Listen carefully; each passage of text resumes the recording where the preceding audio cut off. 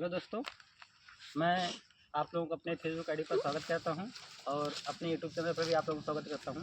Video को skip मत कीजिएगा क्योंकि ये सिर्फ वीडियो नहीं, हमारे देश की बात है। आज एक बहुत बड़े मुद्दे पर हम बात करेंगे। बात कर रहे हैं अरावली पर्वतमाला, जो हमारे देश की सबसे प्रचलित पर्वतमालाओं में से एक है।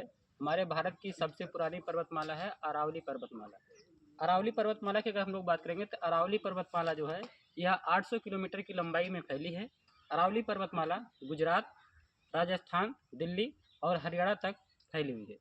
अरावली पर्वतमाला की जो अधिकांश ऊंचाई की हम बात करेंगे तो इसकी अधिकांश ऊंचाइयां जो हैं साथियों 100 मीटर से कम है। कारण है कि मतलब अरावली पर्वतमाला बहुत पुरानी पर्वतमाला है। हिमालय पर्वतमाला से भी पुरानी पर्वतमाला अरावली पर्वतमाला है। यह भारत की सबसे पुरानी पर्वतमाला है, साथ ही साथ एशिया की भी सबसे पुरानी पर्वतमालाओं में से एक है। तो अगर हम अरावली पर्वतमाला की, यह एक चर्चा का विषय बना हुआ है। कारण क्या है? अरावली पर्वतमाला को जो ऊंचाई है 100 मीटर से कम है। बहुत ज़्यादा जो उसकी ऊंचाई है, लगभग ऊंचाई है 100 मीटर से कम है। जो इसकी सबसे सर्वाधिक ऊंचाई है वो है गुरु शिखर की। गुरु शिखर अरावली पर्वतमाला की सबसे ऊंची चोटी है और गुरु शिखर की ऊंचाई की बात करेंगे 1772 मीटर की ऊंचाई है।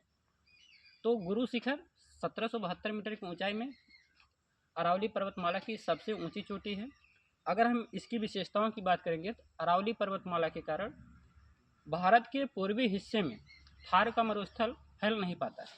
अरावली पर्वतमाला की देन है कि जो भारत को रेगिस्तान से बचाती है। अन्यथा जब अरावली पर्वतमाला को नष्ट कर दिया जाएगा तो भारत के पूर्वी हिस्से में जैसे दिल्ली, उत्तर प्रदेश, हिमाचल प्रदेश या उत्तराखंड, मध्य प्रदेश, लगभग सभी हिस्सों में पूर्वी हिस्से में अरावली पर्वतमाला के मरुस्थल फैलना चालू हो जाएगा। तो सरकार ने, सुप्रीम कोर्ट ने ऑर्डर दिया है कि जो 100 मीटर की से कम ऊंचाई पर है उन्हें पर्वतमाला से हटा दिया जाएगा। तो यही कारण है, यह एक राजनीतिक मुद्दा बन चुका है। यह हमारे प्रकृति से जुड़ा हुआ है, तो हमें प्रकृति के साथ खिलवाड़ नहीं करना है। झारखंड में अभी हम लोगों ने देखा कि झारखंड के बहुत से वन्यजीवों के जीवन पर संकट आ गया है। वहाँ के वनों को नष्ट कर दिया गया। तो अरावली पर्वतमाला को भी हो सकता है नष्ट ही कर दिया जाए। यह एक मुद्दा बन चुका है, तो हमें अरावली पर्वतमाला को बचाना है। इसलिए सभी को मिलकर अरावली पर्वतमाला के लिए आवाज़ उठाना पड़ेगा।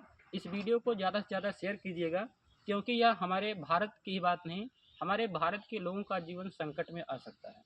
अरावली पर्वतमाला की विशेषता है कि वह बरसात में होने वाले पानी को भूमि के अंदर, उसके जो चट्टानें हैं भूमि के अंदर जल का रिसाव करती हैं, जिस कारण से राजस्थान, गुजरात, दिल्ली और हरियाणा में लोगों को भूजल प्राप्त हो पाता है। अरावली पर्वतमाला से ही नदी निकलती है और वह नदी गुजरात और राजस्थान के लोगों को पानी पीने के लिए देती है। लूनी नदी निकलती है यहाँ से, अरावली पर्वतमाला से, और भी छोटी छोटी नदियाँ निकलती हैं जो राजस्थान में और दिल्ली, हरियाणा और गुजरात में पानी देने का काम करती हैं। साथियों, यह बहुत ही बड़ा विषय है।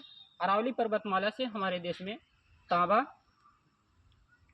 और जिंक जैसी धातु, सीसा, इन जैसी धातुओं का भी दोहन किया जाता है और लगातार इनका जो दोहन किया जा रहा है प्राकृतिक संपदाओं का, वो भी बहुत पुराने समय से किया जा रहा है।